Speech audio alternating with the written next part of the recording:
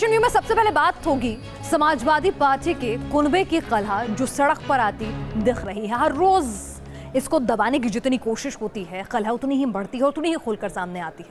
विवाद तो है, बस मुलायम है कि परिवार की इज्जत और राजनीति के चलते मानते नहीं, सिर्फ इशारा करते हैं। सुबह अखिलेश यादव का इंटरव्यू छपा और दोपहर होते होते मुलायम सामने आ गए। इशारों में अखिलेश ने बहुत कुछ कह तो दिया था, तो मुलायम भी पीछे नहीं रहे। अखिलेश को यह भी बता दिया कि समाजवादी पार्टी में उनके रहते अखिलेश बॉस नहीं बन सकते। तो सवाल इस सब के बीच ये है कि क्या अखिलेश का विकास मुलायम की फांस बन गया है या फिर खुनबे में कलह इस वक्त अहम की हो रही है।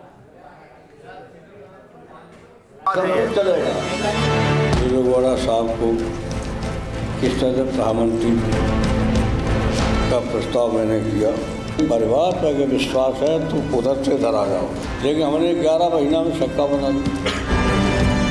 मैं ही मैं हूँ और कोई नहीं। शायद यही मैं समाजवाद के कुनबे में कलह बढ़ाए हुए है।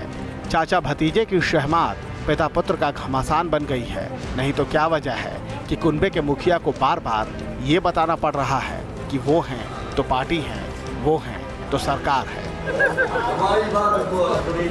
फिर भी परिवार में कोई तकरार नहीं। तो अभी क्या होगा, चुनावी रसोई चलेगा, चुनावी साइकिल भी चलेगा, चुनावी हेलीकॉप्टर भी चलेगा, सब कुछ चलेगा। ऐसे पड़े हो, मेरे परिवार में कभी 3 पीढ़ी से विवाद नहीं हुआ, न होगा। मुलायम देश को इतना ही भर बताने आए हों ये तो शायद ही कोई माने। और मुलायम से भी ये कहाँ छिपा था कि सामने आए तो सवाल तल्ख होंगे। फिर भी आनन फानन में वो सामने आ गए। शायद अखिलेश को संदेश घर के आंगन में नहीं, सियासत के मैदान से देना चाहते थे।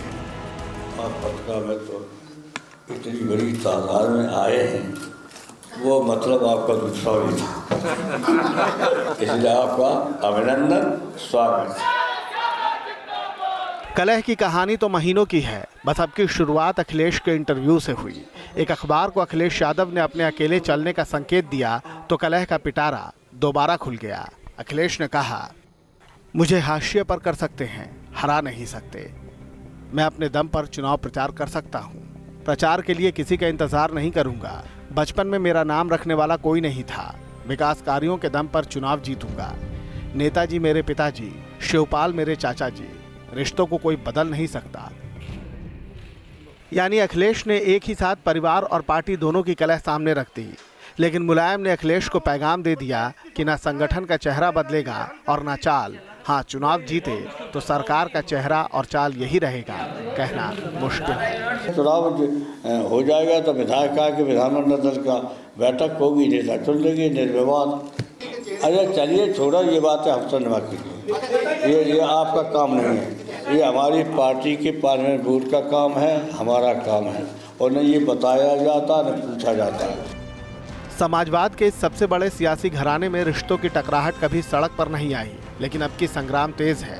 लड़ाई सियासी जरूर है, लेकिन कुछ टीस परिवार के अंदर की भी है।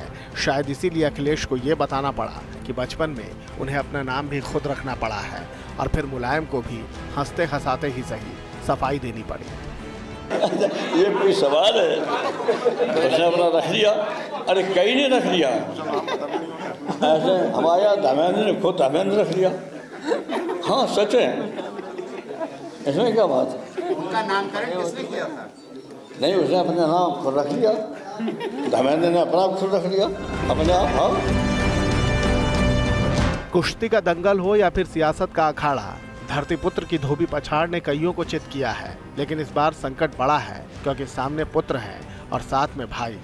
लखनऊ से उन्मुक्त मिश्रा के साथ टीम न्यूज़ नेशन। यानी मुलायम सीधे तौर पर अखिलेश को ये साफ संदेश देते हुए नजर आए हैं कि उनके रहते समाजवाद के कुनबे का सुपर बॉस बनने का ख्वाब वो छोड़ दें, और बता दिया है कि अगला सीएम का चेहरा वो नहीं बल्कि विधायक तय करेंगे।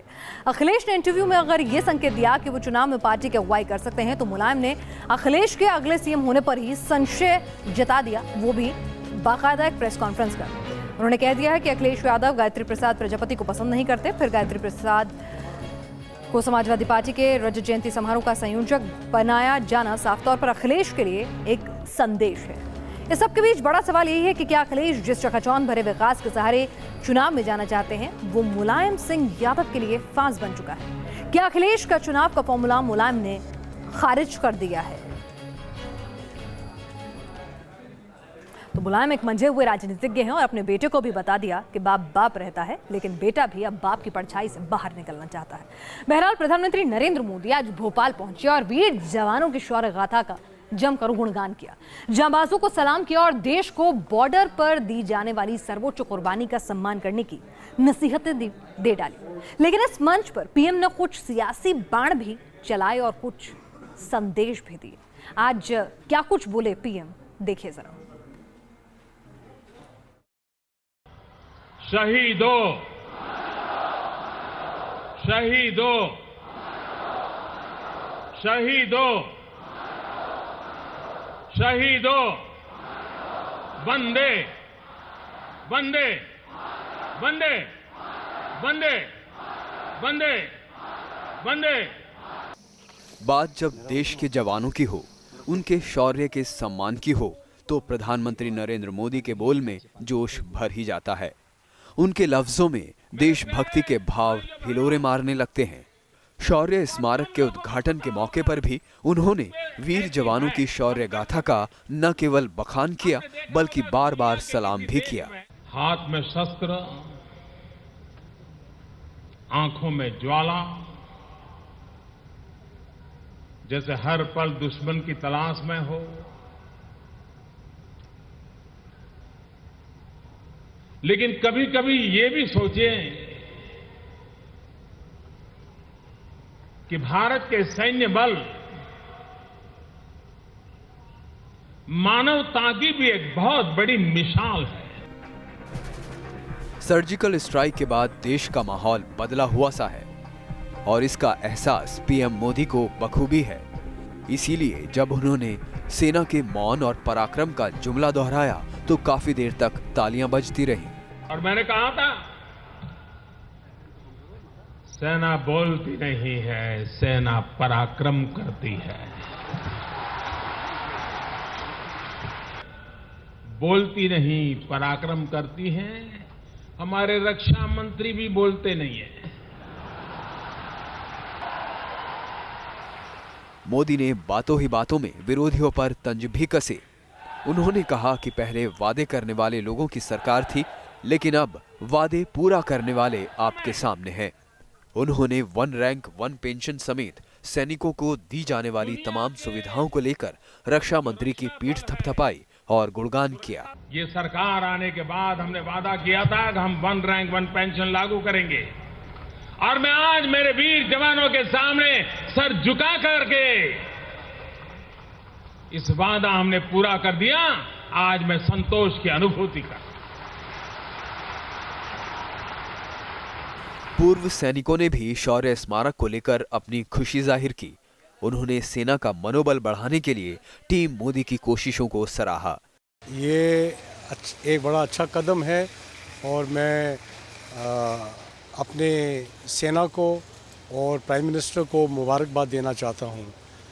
स्मारक एक ऐसी जगह होती है जो आने वाली जो जनरेशन्स हैं उनको मोटिवेट करती है और देश को मोटिवेशन की बहुत ज़रूरत पड़ती है। मोदी ने कश्मीर के उन नौजवानों को भी सेना का सम्मान करने की नसीहत दी जो पत्थर बरसाने का काम करते हैं।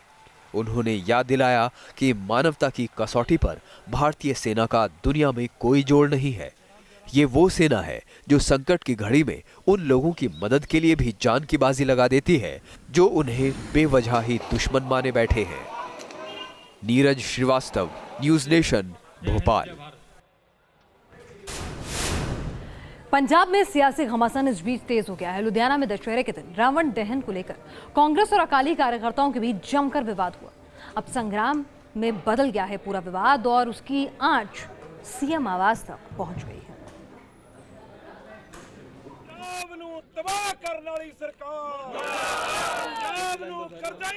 सरकार के खिलाफ नारे, रावण मतलब अकाली सरकार, सीएम के खिलाफ धरना, पंजाब कांग्रेस का ये प्रदर्शन हो रहा है सीएम आवास के बाहर, यानी लुधियाना विवाद की आग अब चंडीगढ़ तक पहुंच गई है।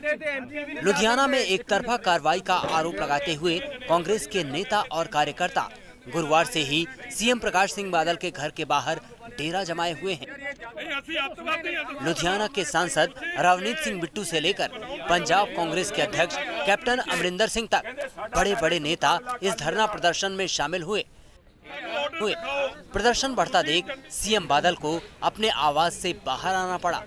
बादल कांग्रेस नेताओं से मिले और उन्हें कार्रवाई का भरोसा भी दिलाया। अब जो लुधियाने में हुआ है, मैंने ऑफर किया है कि डीजीपी खुद जाएगा। सबसे ज्यादा सीनियर मोस्ट आदमी है। अगर किसी अफसर की गलती है, किसी आदमी की गलती है, जो वो सख्त सजा देगी। सीएम के समझाने का भी कांग्रेस नेताओं पर कोई असर नहीं हुआ।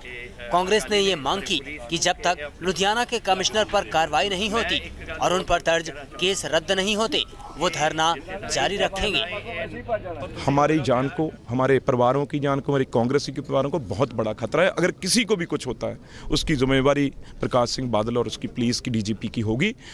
इसलिए हम जितनी देर उन पे ऊपर मुकदमा दर्ज नहीं होता, वह जेलों में नहीं जाते, और जितनी देर अफसर बदले नहीं जाते, उतनी देर संघर्ष हमारा जारी रहेगा।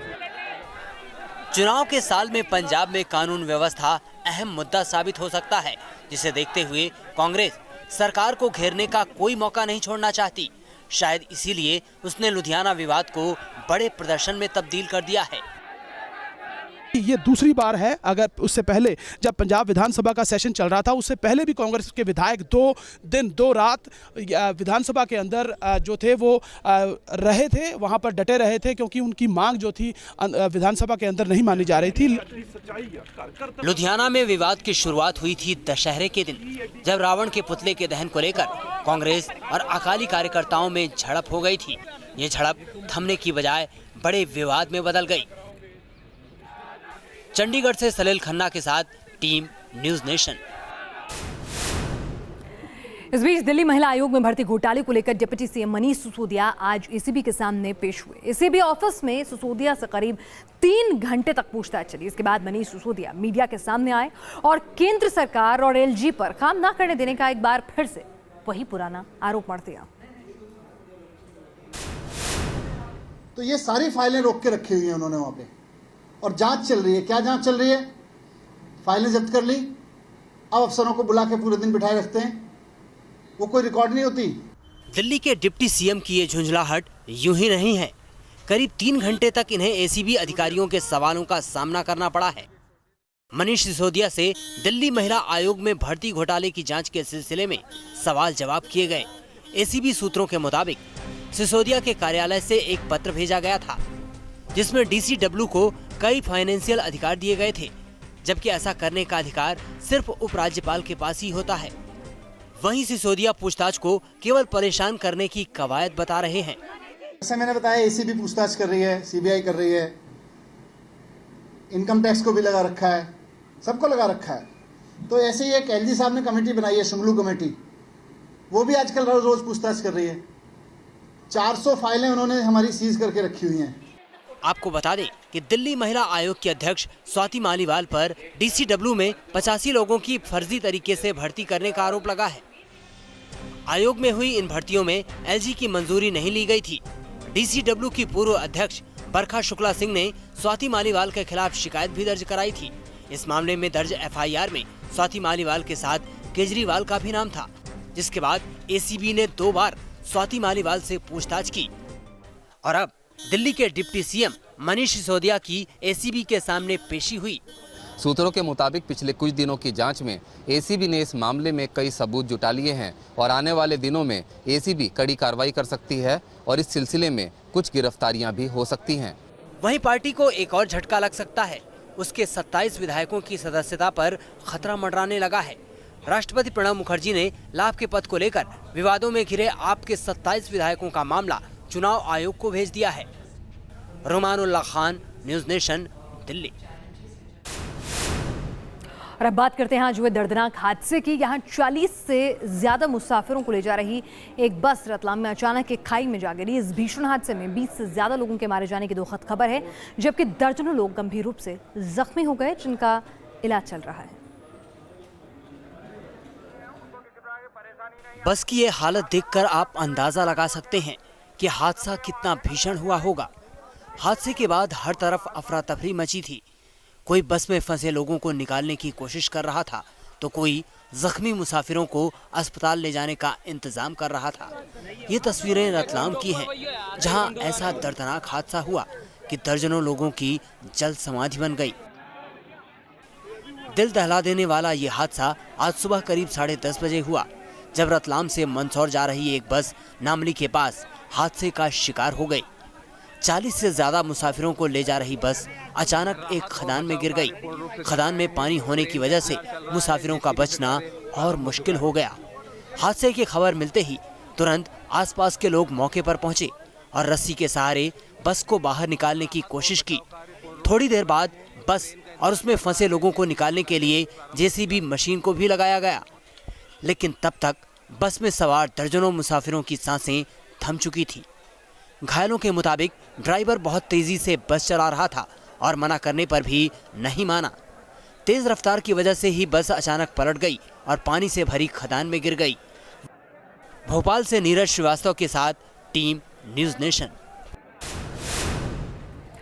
वो जो मुंबई पुलिस का हीरो था, वो जिसने 26/11 के हमले के दौरान साइलेंट सोल्जर का किरदार निभाया, वो जाबाज डॉगी सीजर हमें छोड़कर चला गया, हमारे बीच नहीं रहा। मुंबई हमले के दौरान सीजर के हौसले ने सैकड़ों लोगों की जान बचाई थी। 26/11 के अटैक के दौरान सीजर ने सीएसटी पर ग्रेनेड ढूंढ निकाला था, जिसकी वजह से बड़ी तबाही टल गई थी। ये सीजर की ही काबिलियत थी। 10 साल तक मुंबई पुलिस की टीम का हिस्सा रहा सीजर पिछले साल रिटायर हुआ और हार्ट अटैक की वजह से आज उसका निधन हो गया। सीजर ने विरार के फार्म हाउस में आखिरी सांस ली। इससे पहले 26/11 के बाकी हीरोज भी यूं ही अलविदा कह चुके हैं। तो ये थी देश और दुनिया की हर अहम खबर हर पहलू के साथ नेशन व्यू में।